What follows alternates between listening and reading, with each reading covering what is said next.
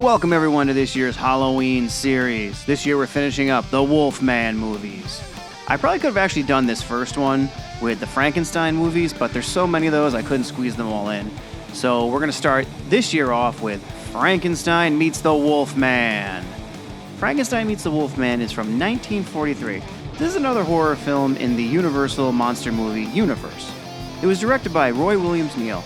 This would be his second time working with Lon Chaney Jr., and this is also the second time that Lon Chaney returns as Larry Talbot. This is another movie stacked with an awesome cast. We have Leona Massey, Bela Lugosi, and Lionel Atwell, just to name a few. Gotta love this old Universal logo. Movie is already setting the tone with a mad scientist lab and a spooky title screen. Love the name coming out of the smoke. That is so awesome. We open with two men entering a graveyard. I always forget to give a shout out to the set designer, but this time it is definitely needed. The set design for this movie was done by Russell Gonsman, and he did one hell of an awesome job. Just look at the atmosphere here. This is what I envision when I see a spooky graveyard. They come to the crypt of the Talbot family. These two grave robbers are played by Tom Stevens and Sile DeVentley. We first see the graves of Larry's parents, Sir John and Elizabeth. And then we see Larry's grave. I guess he did die at the end of the first one. Or did he? They crack it open and his body is covered in wolfsbane. Wolfbane? I think he's supposed to have been dead for about 4 years now, so he's looking pretty good. But of course they made the mistake of doing this on a full moon night. And Larry is still with us. He grabs one of the grave robbers and the other one takes off.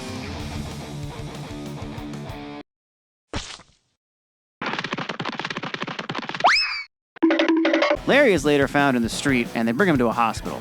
He wakes up with Dr. Frank Mannering, played by Patrick Knowles, and Inspector Owens, played by Dennis Hoy, standing over him saying, "Dude, we found you in the street in the middle of the night.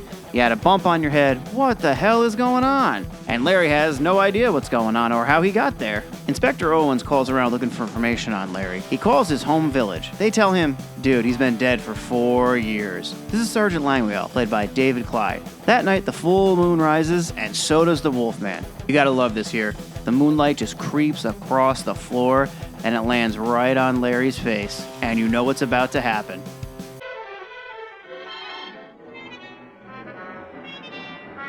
He goes out on the prowl and gets a police officer.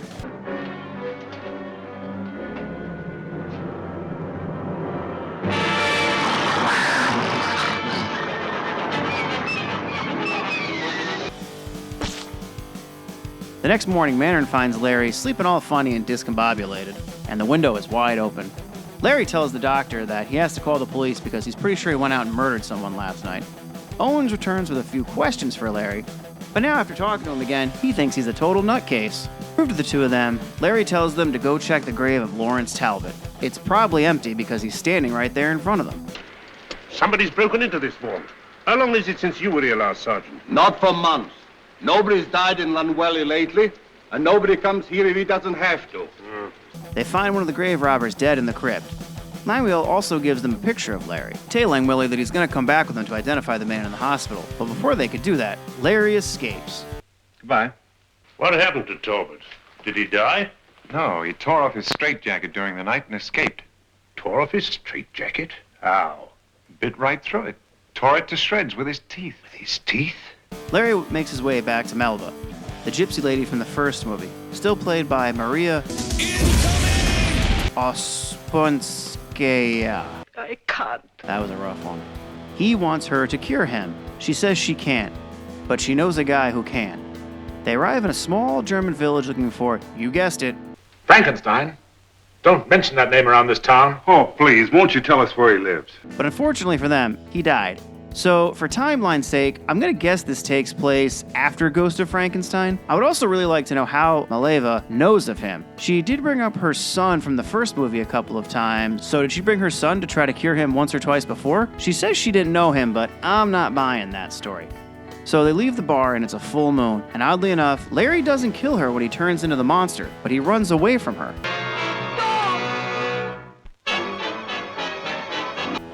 The villagers find a dead girl. Frankenstein's monster? Holy shit, it's Dwight Fry! And he's leading the angry mob. It wouldn't be a Universal monster movie without him, let's be honest. Or an angry mob. I like how they're not fazed by the werewolf after dealing with the Frankenstein monster, by the way. They're like, all right, another monster we gotta kill. They chase the Wolfman up to the old castle ruins of Castle Frankenstein. The Wolfman falls into an ice cave, and the mob actually captures Maleva, and they bring her back down to town. Come on, speak up, old witch. Where's that strange man that was with you? Let's take her back to town. We'll make her speak. But who do you think Larry finds in the ice? Frankenstein's monster, played by Bela Lugosi. So now he's played Igor, Dracula, and the monster. Larry has the monster show him where Dr. Frankenstein kept all his notes. Unfortunately, these notes are still MIA. It isn't here. But he does find a picture of Frankenstein's daughter, Baroness Elsa Frankenstein. And she's played by Lona Massey. We saw her a few years back in The Invisible Agent. She was hot then and she's hot now. We first see her talking to Mayor, played by Lionel Atwell. Yep, another frequent flyer for these movies. The mayor tells her that Larry is interested in buying her father's estate. When Larry meets the Baroness, he tells her the truth. He only wants to buy the ruins because he wants her to show him where her father's notes are to help cure his issue. Unfortunately for him, she has no idea where those notes ended up. The emotion in Larry's face says it all. You really feel bad for this guy now. They both attend the village's new wine fest. Germans and wine seems odd, but I guess they gotta take a break from the beer fest and need an excuse to party. Fun fact, this is my favorite Rammstein song cameo ever.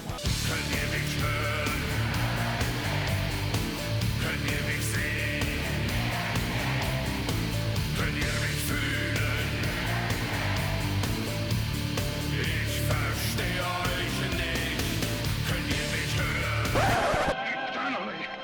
I don't want to live eternally. Why did you say that to me? Poor Larry looks so miserable from here on out. Larry flips out the entertainer because he keeps saying life and death, life and death. And that's kind of what's also setting Larry off, is he just wants to die and be free from this curse. And guess who shows up and sees all this? Dr. Mannering. He calls out Larry and says, come on, man. Stop fooling everyone. You're Lawrence Talbot. It's time to go back to the hospital. He tells him he's come here to take him back to England for all the murders he's caused. Apparently there was a lot off screen. Fontainebleau, Aiken, Elred, and finally Viserion. I simply followed the trail and found you. Larry asks Mannering to help him find Dr. Frankenstein's notes to cure him. But before they could actually settle on that, the monster shows up to the party. Larry is able to distract the monster and take him back up to the ruins. And kudos to Mannering for jumping on protecting the Baroness. He wasted no time making his move there. The town regroups after, and they are all hysterical and blaming everyone for the return of this monster. This one guy is a real dick. His name is Vasquez, and he's played by Rex Evans. He wants the Baroness's blood, Maleva's blood, the Doctor's blood, Larry's blood, and he tells the mayor that they need to take care of them right now. Luckily, the mayor tells him to shut the fuck up. Mannering, the Baroness, and Maleva all set out to find Larry and the monster. They find the Doctor's notes, and Mannering thinks he actually might be able to cure Larry after all. The Baroness really isn't cool with this plan at all. She kind of wants to let the Frankenstein name rest and the monster just disappear. Somehow, by the way, the Doctor is able to order up new machines to the ruins of the castle. The village, at the same time, is getting a little impatient with the team they sent up to the castle. Vasek is thinking of releasing the dam and killing them all. Here are the ruins. In here are all of them. Here runs the underground stream that drives the turbines that Frankenstein installed. But the water comes from up here to the dam below. Blow up that dam and they'll all drown like rats. What a dick. So the Doctor goes through with the experiment, which I should probably explain the whole point of the experiment at this time once they go through the notes. He wants to use the monster's body to reverse the life creation process to take the life away from Larry. That way he's no longer the Wolfman, because the Wolfman is essentially immortal, so Larry has to live with this curse for the rest of time. The Doctor decides actually not to go through with it the last minute and decides to supercharge the monster. Why? Because he's a Looney Tune too. Oh wait, and I just picked up on this. His name is Frank. Real subtle. Elsa tries to stop him, but she kind of makes things worse.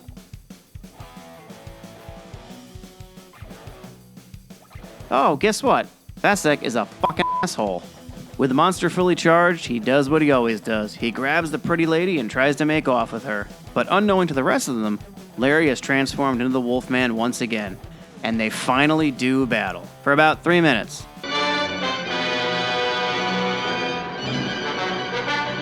Mannering and Elsa are able to escape the castle, while Vasco blows the dam and washes both monsters away.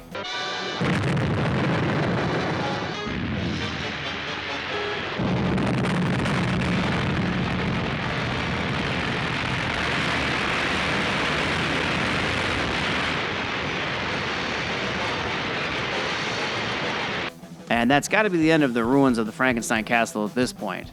But what happened to Mileva? Anyway, well, the end.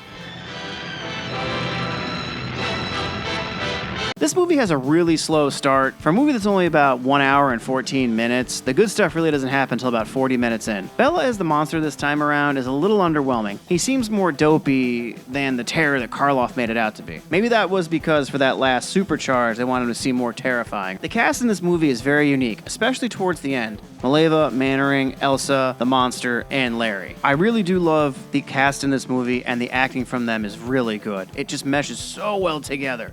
A real 100% effort from all of them, and it shows. I always joke that these are Avenger-esque movies, and this one is no different. The only letdown is really the final fight. It's about 3 minutes, and it's really just the Wolfman bouncing off the walls into the monster, and then the water comes and washes them away. So, do I recommend this one? Absolutely. Like I said, it's a little slow, but it's definitely a great installment to the Universal Monster movie universe. So, without any further ado, get some Halloween candy. Let's start enjoying this Halloween season this year and check out Frankenstein Meets the Wolfman. Oh, that was stupid.